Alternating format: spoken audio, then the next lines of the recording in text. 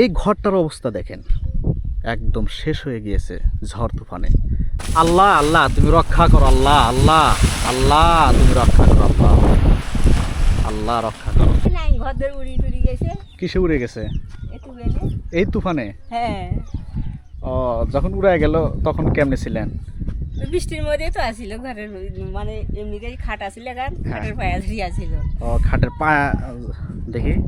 এটা ঝড় তুফানে কি ভেঙে যায় না? ঘূর্ণি ঝড় আসলে ভাঙছিল। ও, ভেঙে গেছে অলরেডি। করুণ অবস্থা। এখানে যে মানুষ কিভাবে বসবাস করতেছে, প্রতিটা বাড়ি শেষ। ঝড় তুফানে যেটা কথা বাবা মনে করো কিছুই নেই কারো, হ্যাঁ, কারোই কিছুই নেই। ঘর দুয়ার গরু বাছুরের বহুত ক্ষতি হয়েছে। বাড়িঘর উড়ে নিয়ে গেছে নাকি? হ্যাঁ হ্যাঁ, হ্যাঁ, একটা ঘর নেই গেলে সব একটা ঘর নেই, দেখেন না। চরের মানুষের কষ্ট, নদী ভাঙ্গন ও ঝড় তুফানের নির্মমতা। চরাঞ্চলের মানুষের জীবন যেন প্রকৃতির সঙ্গে এক নীরব কিন্তু কঠিন যুদ্ধ। প্রতিনিয়ত নদী ভাঙ্গন ও ঝড় তুফানের মতো দুর্যোগের মুখোমুখি হয়ে তাদের দিন কাটে। নদীর পাড়ে গড়ে ওঠা এই চরগুলো বর্ষা এলেই ভয়ঙ্কর রূপ নেয়।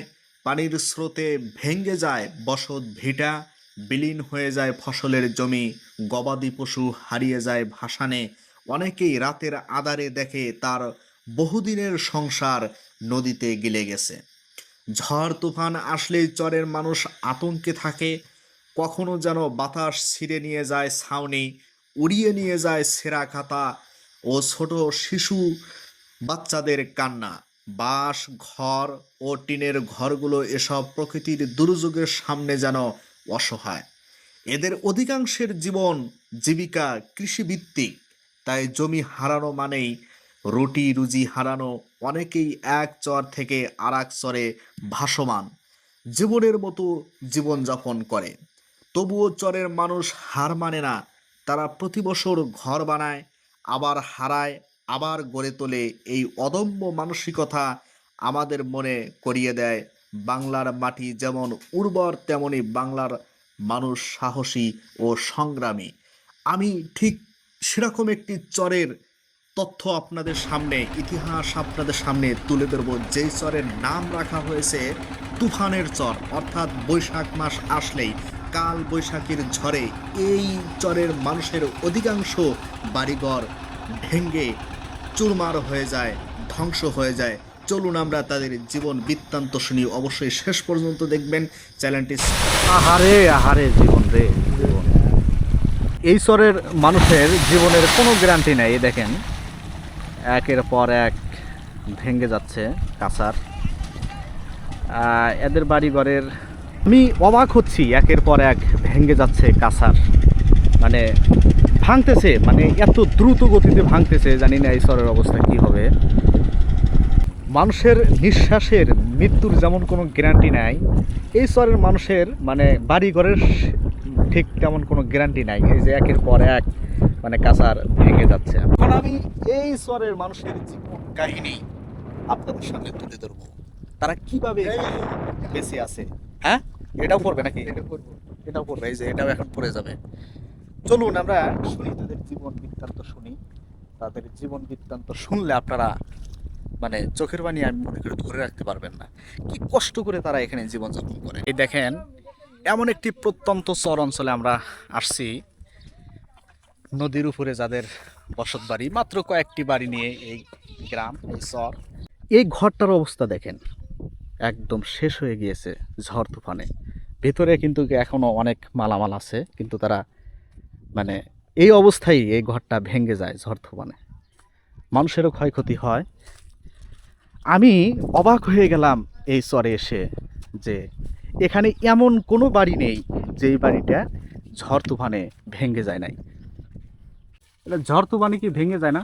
ঘূর্ণি ঝড় আসলে ভাঙছিল। ও, ভেঙে গেছে অলরেডি। ও আচ্ছা, করুণ অবস্থা। এখানে যে মানুষ কিভাবে বসবাস করতেছে সেটা আসলে বলে বোঝাতে পারবো না। এই যে ভেঙে গেছে। আসসালামু আলাইকুম। এই ঘর কি তুফানে ভাঙছিল? আচ্ছা, তো এখন কি করতেছেন? দেখি ইন্নালিল্লাহ ইন্নালিল্লাহ। দেখেন এই ঘর মানে আছে, কিন্তু উপরে যে চাল ছিল সেটা উড়ায় নিয়ে গেছে, এই চালটা উড়ায় নিয়ে গেছে। এই বাড়িটার অবস্থা দেখেন, এই বাড়িটা একদম উড়ায় নিয়ে গেছিল, তারপরে কিছু নতুন টিন নিয়ে এসে হয়তো মেরামত করছে। করুণ অবস্থা। আচ্ছা, খালি ঘোড়া তামানো গেছে। এটা আপনার বাসা? কই? নাই ঘর ধরে উড়ি টুড়ি গেছে। কিসে উড়ে গেছে? একটু গেলে এই তুফানে? হ্যাঁ, ও, যখন উড়ায় গেল তখন কেমনে ছিলেন? বৃষ্টির মধ্যে তো আসিল ঘরের মানে এমনিতেই খাট আসিল গান, খাটের পায়া ধরি আসিল। ও, খাটের পায়া দেখি তো, তাহলে তো ভালোই কষ্ট গো। খালি কষ্ট নয়, এই কিছু তো নাই নাই, এক তামান ভাঙেছি দিয়ে সব গেছি। তারপর এ বৃষ্টি আসলে তো এখান দিয়ে পানি ঢুকবে। হ্যাঁ, পানি বাসুটা পানি আসে, এই বাতাস লেগে থাকা যায় না। থাকা যায় না। ঝড় তুফানে যেটা কথা বাবা মনে করো কিছুই নেই কারো, হ্যাঁ, কারোই কিছু নেই। ঘর দুয়ার গরু বাছুরের বহুত ক্ষতি হয়েছে। বাড়িঘর উড়ে নিয়ে গেছে নাকি? হ্যাঁ হ্যাঁ, হ্যাঁ, একটা ঘর নেই, সব একটা ঘর নেই, দেখেন না। কাকা কি ধান সিদ্ধ করেন? ও বাবা রে, বাতাস তো অনেক, কি করবেন এখন? এই জন্য মনে হয় তিরপল দিছেন। হ্যাঁ, করা নাইবে। প্রতিটা বাড়ি শেষ। এটা তো টিনের ঘর ছিল, তারপরে ভাঙছে।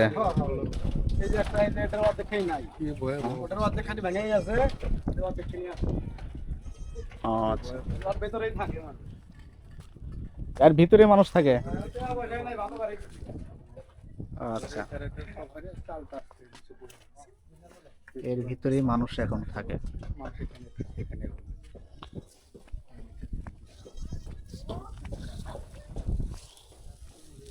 এটা কি আপনারই বাসা? এখানে থাকেন ভিতরে? মানে এর ভিতরে? আবার ঝড় তুফান আসলে তো সমস্যা হবে। এখন ঝড় তুফান যদি আসে তো ওটা তার ঠেকানো নেই। থাকে না, হ্যাঁ, তা তো অবশ্যই।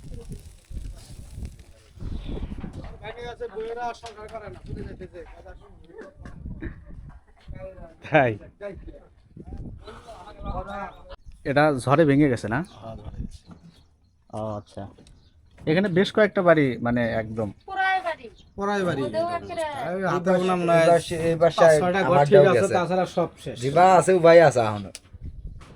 থাকেন কেমনে? কত? মানে যখন ওই ঝড়ে উড়ায় নেওয়া যায় তখন কিভাবে থাকেন? ভাই তখন যাই খাটের তলে যে উদে কি হয়ে যায় যাক হ্যাঁ, এর নিচে আগে জীবন আছে। ইন্নালিল্লাহ। এই শহরের নাম রসুলপুর। হ্যাঁ। আমি এখানে প্রায় 20-30টা বাড়ি দেখলাম, সব বাড়ি প্রায় শেষ, সব বাড়ি শেষ। মানে হাতে গোনা কয়েকটা বাড়ি ছিল। তুফান তুফান, ঝড় তুফান, ঝড় তুফানে মানুষের কতটাই ক্ষয়ক্ষতি করতে পারে। চরের মানুষ, তাদের এই জীবন।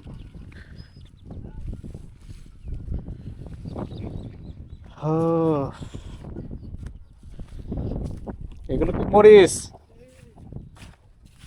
কি করবেন এগুলো এখন? কেমন দাম কেমন?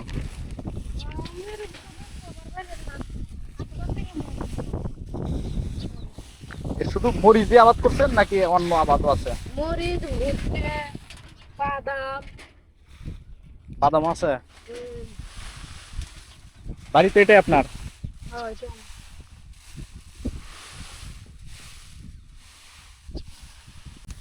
আপনাদের বাসায় পারে মানে এই ক্ষেত কাদের? এটা জমি আমাদের। হ্যাঁ। আগে অনেক আগে নদী ভাঙতেছিল, আবার ফিরে পাইছে। হ্যাঁ। আর নদী তো এই যে আবার আসতেছে, এই যে নদী আবার আসতেছে, আমরা এই বছরে ভাঙলে যেতে পারে। ভাঙলে যাওয়া উচিত না, আজ থেকে 17 বছর হলো ভাঙে গেছিল, একসাথে জমি ফসল পাই 17 বছর পরে এবার এই যে এই একটা মৌসুম, তারপর নদী ফিরে আবার দেখা দিল। আচ্ছা, আমার মেয়েটা যখন 2 মাসই বয়স তখন এই জমিগুলো ভাঙে দিচ্ছি। সে মেয়ে বড় হয়েছে, বিয়ে দিচ্ছি। ভুট্টার দাম কেমন এখন? দাম হলো এখন কমে গেছে, 1100 টাকা এখন হলো 1060 টাকা। আবাদ কি নষ্ট হয় নাই? ওই যে অনেক বৃষ্টি ঝড় হয় অনেক নষ্ট হয়। বৃষ্টি হয় যেটা করে যে দুপুরে মাটি পড়ছে সেটা করে নষ্ট হয়ে গেছে। তাতে এক বিঘায় কত মন আসতে পারে? 1 বিঘায় যদি বাম্পার ফলন হয় তাহলে 40 মণ আসে। 40 মন, অনেক। কিন্তু নষ্ট হয়েছে তো, অনেক নষ্ট হয়েছে। নষ্ট হয়েছে, অনেক নষ্ট হয়েছে। এই যে মাটিতে যেটা করে করছে হ্যাঁ। এই খড়ি মানে ইয়াগুলো কি করবেন? খড়িগুলো কি করবেন?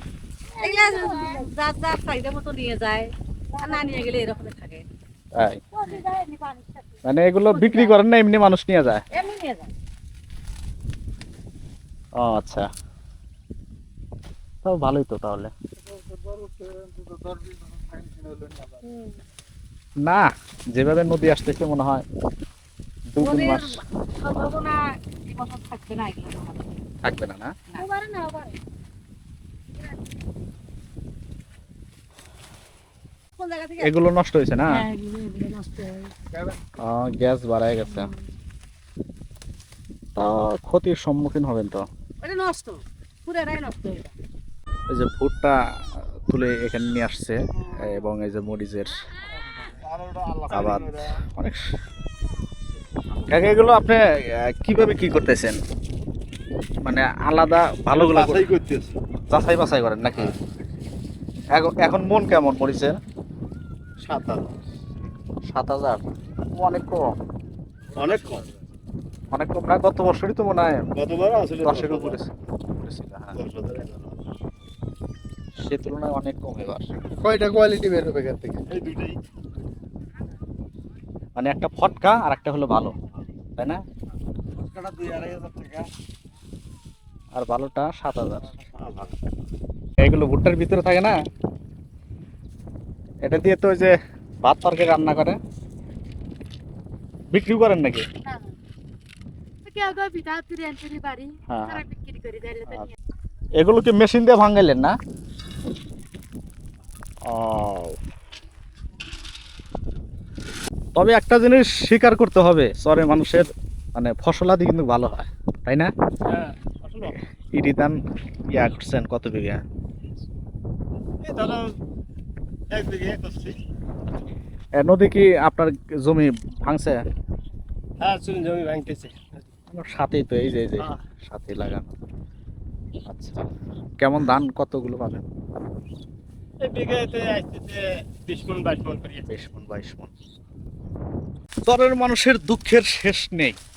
তারা অনেক কষ্ট করে কিন্তু এই যে আবাদগুলো করছে, ঝড় তুফানে এই ভুট্টাগুলো একদম ভেঙে চুরমার হয়ে গেছে।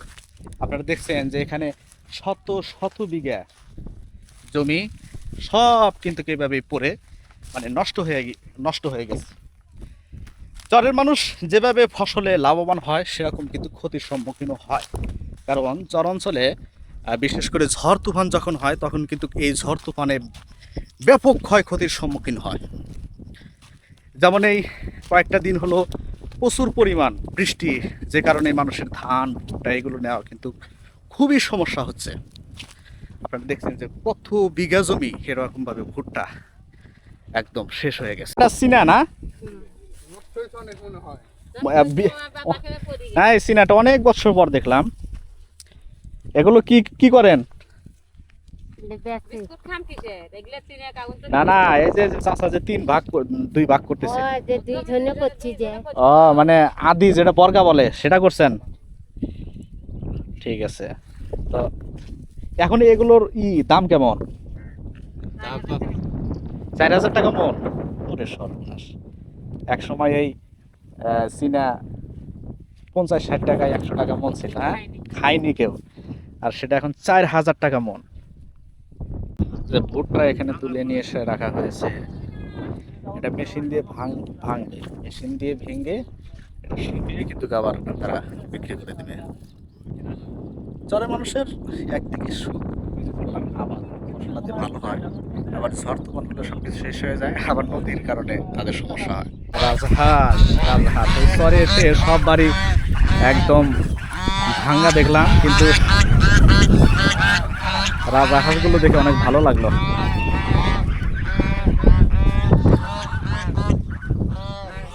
একদম এই যে কাছারের উপরে একটা ছোট্ট একটি দোকান, মানে এই দোকানটা আসলে মূলত যারা ওই যে নৌকাতে পারাপার হয়। ও আচ্ছা, অনেক সুন্দর। তো তাতে কেমন বেচা কেনা হয় সারাদিন? পশ্চিম পাড়া থেকে বেড়ানি লোকজন আপনাদের মতো যারা আসলে তারা তাদের কাছে একটু বেচাকেনা